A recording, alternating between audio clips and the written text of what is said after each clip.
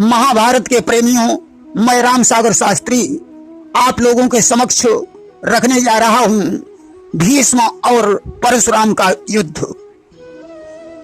देखिए, पहले भरत वंश में महाराज प्रतीप का शासन था। उनकी रानी सुनंदा से शांतनु का जन्म हुआ। शांतनु पहले महाभीष नाम के गंधर्व थे, जिन्हें ब्रह्मा के श्राप से मनुष्य योनि में जन्म लेना पड़ा। एक बार ब्रह्म सभा में गंगा जी का घूंघट खुल जाने पर सभी देवताओं ने अपनी अपनी नजरें नीचे झुका ली, परंतु महाभीष उनकी तरफ देखता रहा। गंगा जी भी उसे देखकर मुस्कुराई।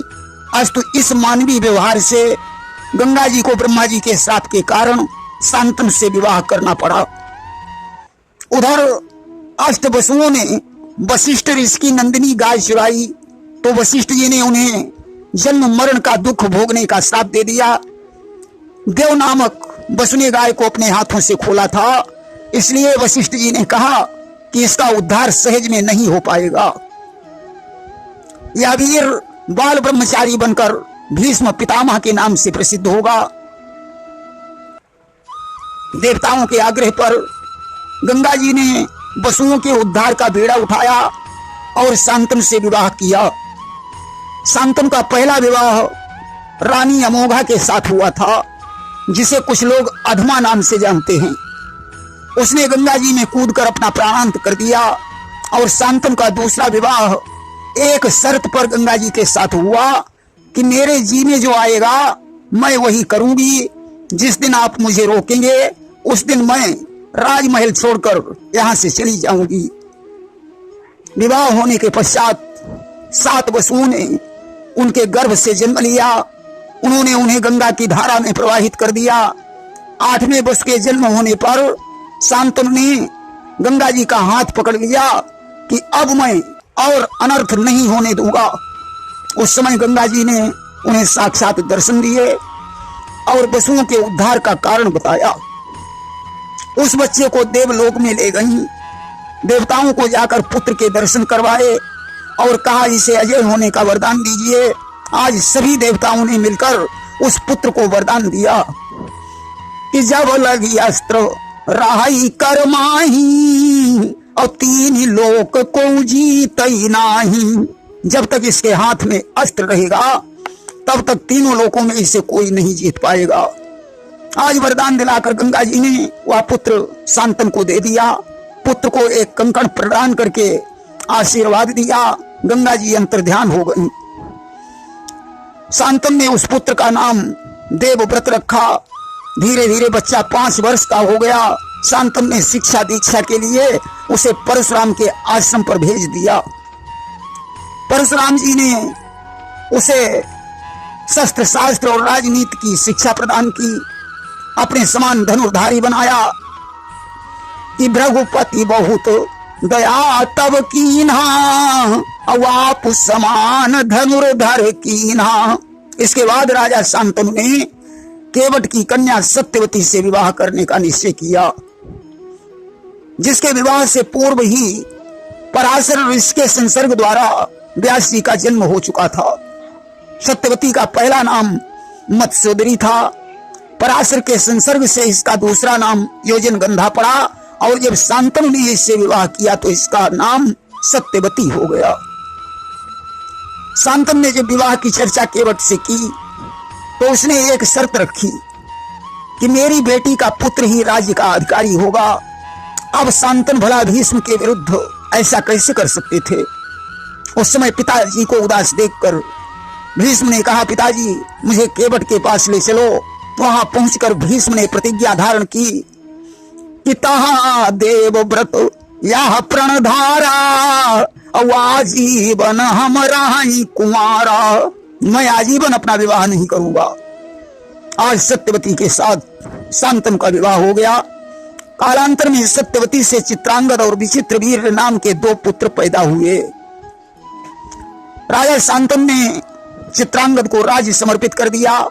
कुछ दिनों बाद शांतनु की मृत्यु हो गई। उनका क्रियाकर्म किया गया।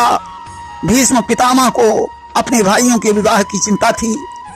एक बार काशी नरेश ने अंबा, अंबिका और अंबालिका नाम की तीनों पुत्रियों का स्वयंवर किया, जहां देश देश के राजागण एकत्रित हुए। सत्यवती ने ज्यों ये समाचार सुना, उसने भीष्म से कहा, बेटा काशी नरेश के यहाँ स्वयंवर है, अस्तु 2 कन्याओं को स्वयंवर से जीत कर ले आओ और अपने दोनों भाइयों का विवाह कर दो। भीष्म ने तत्काल रथ तैयार किया, स्वयंवर में पहुंचे। तीनों कन्याएं जयमाला लिए हुए इच्छित वर की तलाश कर रही थीं। भीष्म ने 2 कन्याओं का हाथ पकड़कर रथ में बैठा लिया। तीसरी कन्या स्वयं रथ में आकर बैठ गई और तीनों कन्या रथ ही चढ़ाई, हाँ का रथ तब चला उड़ाई। इस प्रकार तीनों कन्याओं को रथ में बैठाकर भीष्म ने रथ हाँक दिया। अब तो हाहाकार मच गया। काशी नरेश ने कहा, वीरों क्या देखते हो, आक्रमण करो। चिल्लाया न असर अपना, मौके पे कहीं पानी, तो खाक में मिल जाए वह ऐसी नौजवानी। मरने से कहीं बदतर जीना उसी का मानो, जो समझता है बुज़दिल मरने में परेशानी। अब तो वीरों पर पानी चढ़ गया। उन्होंने भीष्म पर आक्रमण कर दिया। नाना प्रकार के अस्त्र शस्त्र चलने लगे कि भयो युद्ध ताह बरणी न जाई, अभी समझीते सब जगराई। भयंकर युद्ध हुआ, परंतु देव वरदानी भीष्म से कोई नहीं जीत सका। भीष्म हस्तिनापुर लौट आए। इसके बाद अंबिका का विवाह चित्रांगद के साथ, अंबा का विवाह विचित्रवीर्य के साथ हो गया। अंबालिका ने भीष्म से कहा कि आप हमारे साथ विवाह करें। भीष्म ने कहा, देवी मैं प्रतिज्ञाबद्ध हूं, इसलिए विवाह नहीं कर सकता हूं। उसने कहा, तो तुमने हमारा हाथ क्यों पकड़ा? अब तो मेरे साथ तुम्हें विवाह करना ही पड़ेगा। कि हरण हम जब कीन तुम गही बाह से बाह, जो अपना सुख चाहूं तो हम सन करो विवाह। भीष्म ने कहा, मैं तुम्हारा विवाह बताओ उसी के साथ करवा दूं, परंतु मुझे माफ करो। कि कन्या सुनतहि भई निराशा, और रोबत चली भृगुपति पासा। अब तो अंबालिका निराश होकर रोने लगी। वह महर्षि परशुराम के आश्रम पर पहुंची और उसने कहा, तुम्हारे शिष्य भीष्म ने मेरा स्वयंवर से हरण किया और वे मेरे साथ विवाह नहीं कर रहे हैं। आज क्रोधित होकर परशुराम अंबालिका को साथ लेकर भीष्म के पास पहुंचे। उन्होंने कहा, भीष्म तुमने जब अंबालिका का हाथ पकड़ा है तो इससे विवाह करो। भीष्म ने कहा, गुरुदेव पहली बात तो मैंने इसका हाथ ही नहीं पकड़ा, मुझे तो भाइयों के लिए 2 कन्याओं की जरूरत थी। जब ये रथ में स्वयं आकर बैठ गई तो मेरी इसमें क्या गलती है? दूसरी बात, मैं प्रतिज्ञा कर चुका हूं कि आजीवन अपना विवाह नहीं करूंगा। अब आप ही बताएं कि मैं क्या करूं? परशुराम ने कहा कि अब तो एक ही उपाय है कि वचन हमार करऊ परवाना, और ना तर उठान रण मैदाना। या तो इसके साथ विवाह करो या युद्ध में मुझे पराजित करो, परंतु इतना याद रखना, अगर मैं जीत गया तो तुम्हें अंबालिका से विवाह अवश्य करना पड़ेगा। आज गुरु और शिष्य का संग्राम छिड़ गया कि गुरु शिष्य ही का हुआ सामना है, प्रकृति में नया आज बानक बना है। अस्तु परशुराम और भीष्म का 7 दिनों तक घमासान युद्ध हुआ। बाणों पर बाण बरसते रहे, नाना प्रकार के अस्त्र शस्त्र चलते रहे, परंतु देव वरदानी भीष्म को परशुराम जी नहीं जीत पाए। कि भृगुपति अस्त्र भये सब हीना, और तब अकुलाई साप यह दीना। सारे अस्त्र शस्त्र जब विफल हो गए तो परशुराम ने भीष्म को श्राप दे दिया कि गुरु अपमान कीन तुम, क्षत्रिय हुई संसार, अस्त्रहीन हुई मृत्यु तब, सन्मुख युद्ध मझार। उन्होंने कहा, भीष्म तुमने क्षत्रिय होकर गुरु का अपमान किया है, इसलिए तुम्हारी मृत्यु युद्ध के मैदान में अस्त्रहीन हो जाने पर होगी। और आज से मैं भी एक प्रतिज्ञा करता हूं कि किसी क्षत्रिय को कभी धनुर्विद्या नहीं सिखाऊंगा,